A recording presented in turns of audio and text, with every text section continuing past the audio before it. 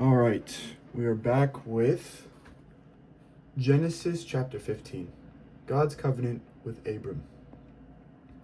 After these things, the word of the Lord came to Abram in a vision. Do not be afraid, Abram. I'm your shield. Your reward shall be very great. But Abram said, O Lord God, what will you give me, for I continue childless, and the heir of my house is Eliezer of Damascus? And Abram said, You have given me no offspring, and so a slave born in my house is to be my heir. But the word of the Lord came to him, This man shall not be your heir. No one but your very own issue shall be your heir. He brought him outside and said, Look towards heaven and count the stars. If you are able to count them, then he said to them, So shall your descendants be. And he believed the Lord, and the Lord reckoned it to him as righteousness. Then he said to him, I am the Lord who brought you out from Ur of the Chaldeans to give you this land to possess. But he said, O Lord God, how am I to know that I shall possess it? He said to him, Bring me a heifer 3 years old, a female goat 3 years old, a ram 3 years old, a turtle dove, and a young pigeon. He brought him all these and cut them in two, laying each half over against the other. But he did not cut the birds in two. And when the birds of prey came down on the carcasses, Abram drove them away. As the sun was going down, a deep sleep fell upon Abram, and a deep and terrifying darkness descended upon him. Then the Lord said to Abram, Know this for certain, that your offspring shall be aliens in a land that is not theirs, and shall be slaves there, and they shall be oppressed for 400 years. But I will bring judgment on the nation that they serve, and afterwards they shall come out with great possessions. As for yourself, you shall go to your ancestors in peace. You shall be buried in a good old age, and they shall come back here in the 4th generation. For the iniquity of the Amorites is not yet complete. When the sun had gone down and it was dark, a smoking fire pot and a flaming torch passed between these pieces. On that day the Lord made a covenant with Abram, saying, To your descendants I give this land, from the river of Egypt to the great river, the river Euphrates, the land of the Kenites, the Kenizzites, the Cadmonites, the Hittites, the Perizzites, the Rephaim, the Amorites, the Canaanites, the Girgashites, and the Jebusites. Now Sarai, Abram's wife, bore him no children. She had an Egyptian slave girl whose name was Hagar. And Sarai said to Abram, You see that the Lord has prevented me from bearing children. Go in to my slave girl. It may be that I shall obtain children by her. And Abram listened to the voice of Sarai. So after Abram had lived for 10 years in the land of Canaan, Sarai, Abram's wife, took Hagar the Egyptian, her slave girl, and gave her to her husband Abram as a wife. He went in to Hagar, and she conceived. And when she saw that she had conceived, she looked with contempt on her mistress. Then Sarai said to Abram, May the wrong done to me be on you. I gave my slave girl to your embrace, and when she saw that she had conceived, she looked on me with contempt. May the Lord judge between you and me. But Abram said to Sarai, Your slave girl is in your power. Do to her as you please. Then Sarai dealt harshly with her, and she ran away from her. The angel of the Lord found her by a spring of water in the wilderness, the spring on the way to Shur. And he said, Hagar, slave girl of Sarai, where have you come from, and where are you going? She said, I am running away from my mistress Sarai. The angel of the Lord said to her, Return to your mistress and submit to her. The angel of the Lord also said to her, I will so greatly multiply your offspring that they cannot be counted for multitude. And the angel of the Lord said to her, Now you've conceived and shall bear a son. You shall call him Ishmael, for the Lord had given heed to your affliction. He shall be a wild ass of a man, with his hand against everyone, and everyone's hand against him, and he shall live at odds with all his kin. So she named the Lord who spoke to her, You are El Roi, for she said, Have I really seen God and remained alive after seeing him? Therefore the well was called Bir Lahairoi. It lies between Kadesh and Bered. Hagar bore Abram a son, and Abram named his son, whom Hagar bore, Ishmael. Abram was 86 years old when Hagar bore him Ishmael. The sign of the covenant. When Abram was 99 years old, the Lord appeared to Abram and said to him, I am God Almighty. Walk before me and be blameless, and I will make my covenant between me and you, and will make you exceedingly numerous. Then Abram fell on his face, and God said to him, As for me, this is my covenant with you. You shall be the ancestor of a multitude of nations. No longer shall your name be Abram, but your name shall be Abraham. For I have made you the ancestor of a multitude of nations. I will make you exceedingly fruitful, and I will make nations of you, and kings shall come from you. I will establish my covenant between me and you, and your offspring after you throughout their generations, for an everlasting covenant, to be God to you and to your offspring after you. And I will give to you, and to your offspring after you, the land where you are now an alien, all the land of Canaan, for a perpetual holding, and I will be their God. God said to Abraham, As for you, you shall keep my covenant, you and your offspring after you throughout their generations. This is my covenant, which you shall keep. Between me and you and your offspring after you, every male among you shall be circumcised.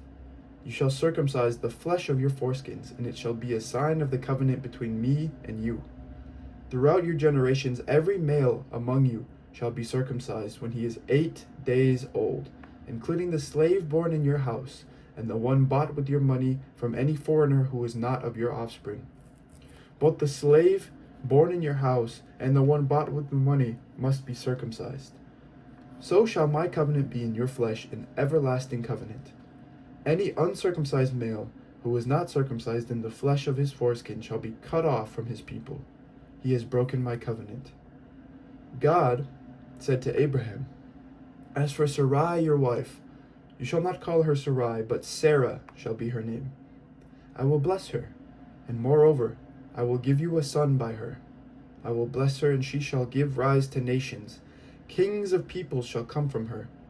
Then Abraham fell on his face and laughed, and said to himself, Can a child be born to a man who is 100 years old? Can Sarah, who is 90 years old, bear a child? And Abraham said to God, Oh, that Ishmael might live in your sight. God said, No, but your wife Sarah shall bear you a son, and you shall name him Isaac. I will establish my covenant with him as an everlasting covenant for his offspring after him. As for Ishmael, I have heard you. I will bless him, and make him fruitful and exceedingly numerous. He shall be the father of 12 princes, and I will make him a great nation. But my covenant I will establish with Isaac, whom Sarah shall bear to you at this season next year. And when we had finished talking with him, God went up from Abraham. Then Abraham took his son Ishmael, and all the slaves born in his house, or bought with his money, every male among the men of Abraham's house, and he circumcised the flesh of their foreskins that very day, as God had said to him. Abraham was 99 years old when he was circumcised in the flesh of his foreskin, and his son Ishmael was 13 years old when he was circumcised in the flesh of his foreskin. That very day Abraham and his son Ishmael were circumcised, and all the men of his house, slaves born in the house and those bought with money from a foreigner, were circumcised with him. The Lord appeared to Abraham by the oaks of Mamre, as he sat at the entrance of his tent in the heat of the day. He looked up and saw 3 men standing near him. When he saw them, he ran from the tent entrance to meet them, and bowed down to the ground. He said, My Lord, if I find favor with you, do not pass by your servant. Let a little water be brought, and wash your feet, and rest yourselves under the tree. Let me bring a little bread, that you may refresh yourselves, and after that you may pass on, since you have come to your servant. So they said, Do as you have said.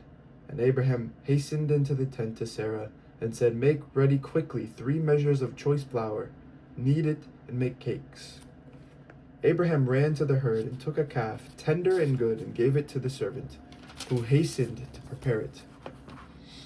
Then he took curds and milk, and the calf that he had prepared, and set it before them, and he stood by them under the tree while they ate. They said to him, "Where is your wife Sarah?" And he said, "There, in the tent." Then one said, "I will surely return to you in due season, and your wife Sarah shall have a son." And Sarah was listening at the tent entrance behind him. Now Abraham and Sarah were old, advancing in age. It had ceased to be with Sarah after the manner of women. So Sarah laughed to herself, saying, "After I have grown old, and my husband is old, shall I have pleasure?" The Lord said to Abraham, "Why did Sarah laugh and say, 'Shall I indeed bear a child now that I am old?' Is anything too wonderful for the Lord? At the set time I will return to you, in due season, and Sarah shall have a son." But Sarah denied, saying, "I did not laugh," for she was afraid. He said, "Oh yes, you did laugh." Judgment pronounced on Sodom. Then the men set out from there, and they looked towards Sodom, and Abraham went with them to set them on their way. The Lord said, "Shall I hide from Abraham what I am about to do? Seeing that Abraham shall become a great and mighty nation, and all the nations of the earth shall be blessed in him?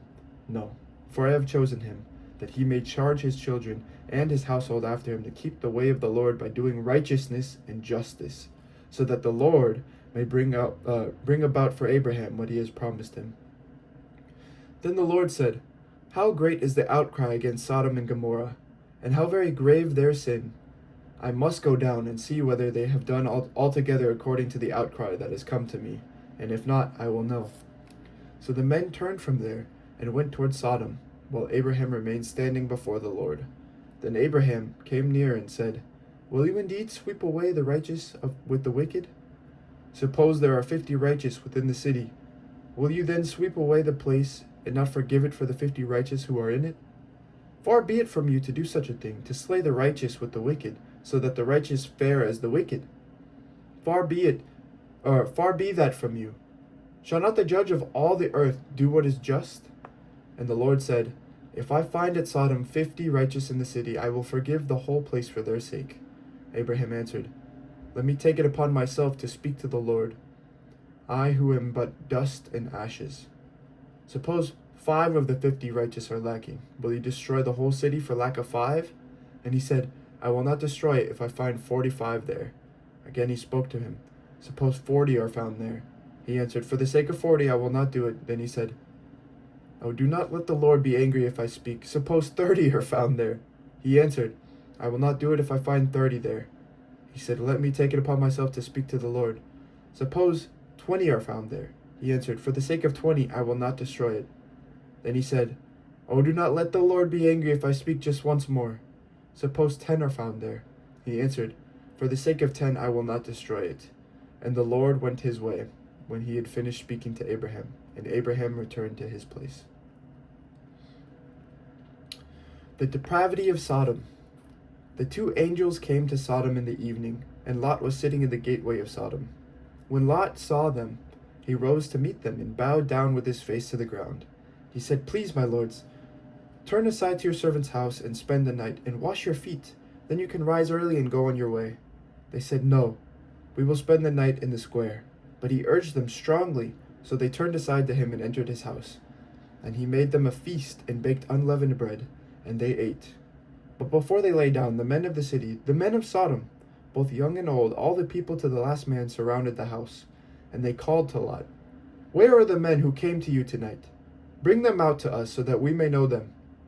Lot went out of the door to the men, shut the door after him, and said, "I beg you, my brothers, do not act so wickedly. Look, I have 2 daughters who have not known a man. Let me bring them out to you, and do to them as you please. Only do nothing to these men, for they have come under the shelter of my roof." But they replied, "Stand back." And they said, "This fellow came here as an alien, and he would play the judge? Now we will deal worse with you than with them." Then they pressed hard against the man Lot, and came near the door to break it down. But the men inside reached out their hands and brought Lot into the house with them, and shut the door. And they struck with blindness the men who were at the door of the house, both small and great, so that they were unable to find the door. Then the men said to Lot, "Have you anyone else here? Sons-in-law, sons, daughters, or anyone you have in the city? Bring them out of the place." For we are about to destroy this place, because the outcry against its people has become great before the Lord, and the Lord has sent us to destroy it. So Lot went out and said to his sons-in-law, who were to marry his daughters, Up, get out of this place, for the Lord is about to destroy the city. But he seemed to his sons-in-law to be jesting. When morning dawned, the angels urged Lot, saying, Get up, take your wife and your 2 daughters who are here, or else you will be consumed in the punishment of the city. But he lingered. So the men seized him and his wife and his 2 daughters by the hand, the Lord being merciful to him, and they brought him out and left him outside the city. When they had brought him outside, they said, Flee for your life. Do not look back or stop anywhere in the plain. Flee to the hills, or else you will be consumed. And Lot said to them, O no, my lords, your servant has found favor with you, and you have shown me great kindness in saving my life, but I cannot flee to the hills, for fear the disaster will overtake me and I die. Look, that city is near enough to flee to, and it is a little one. Let me escape there. Is it not a little one? And my life will be saved? He said to him, Very well, I grant you this favor too, and will not overthrow the city of which you have spoken.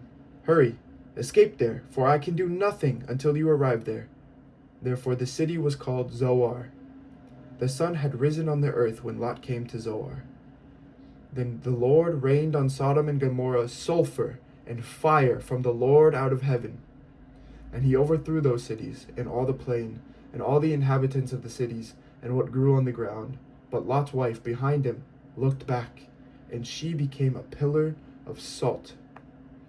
Abraham went early in the morning to the place where he had stood before the Lord, and he looked down towards Sodom and Gomorrah and towards all the land of the plain, and saw the smoke of the land going up like a smoke of a furnace. So it was that, when God destroyed the cities of the plain, God remembered Abraham, and sent Lot out of the midst of the overthrow, when he overthrew the cities in which Lot had settled. Now Lot went up out of Zoar, and settled in the hills with his 2 daughters, for he was afraid to stay in Zoar, so he lived in a cave with his 2 daughters. And the firstborn said to the younger, Our father is old, and there is not a man on earth to come in to us after the manner of all the world. Come, let us make our father drink wine, and we will lie with him, so that we may preserve offspring through our father. So they made their father drink wine that night, and the firstborn went in, and lay with her father. He did not know when she lay down, or when she rose. On the next day the firstborn said to the younger, Look, I lay last night with my father. Let us make him drink wine tonight also, that you go in and lie with him, so we may preserve offspring through our father. So they made their father drink wine that night also, and the younger rose and lay with him. And he did not know when she lay down or when she rose. Thus both the daughters of Lot became pregnant by their father. The firstborn bore a son, and named him Moab. He is the ancestor of the Moabites to this day. The younger also bore a son, and named him Ben-Ami. He is the ancestor of the Ammonites to this day. Oh, wow. Wow. Those are some crazy daughters, huh? Anyway, this is the word of the Lord. Thanks be to God. And so we continue on tomorrow on to chapter 20. Okay? 15 to 19. Very good. Thank you for listening, everyone. Have a blessed day. Amen.